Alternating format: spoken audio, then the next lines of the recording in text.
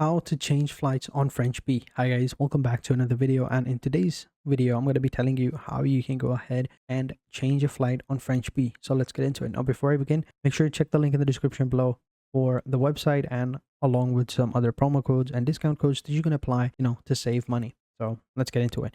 Now, before I begin, you do have to go ahead and create a booking. Now, I'm not going to show you the entire process since I don't want to book a flight right now. Here, you can just simply go ahead and book it, right?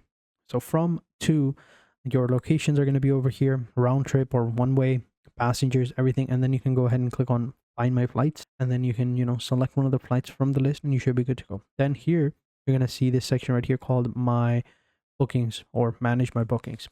Here, once you click on it, it'll take you to this part of the website where you can go ahead and manage them. And here you can add your reservation number, which you will be emailed once you've booked your flight. And once you've received that, just paste your reservation number over here, your family name or main traveler name over here, and then click on retrieve my reservations. Once they're over here, then you can go ahead and view all of your flights. You can go ahead and cancel them. You can go ahead and change them.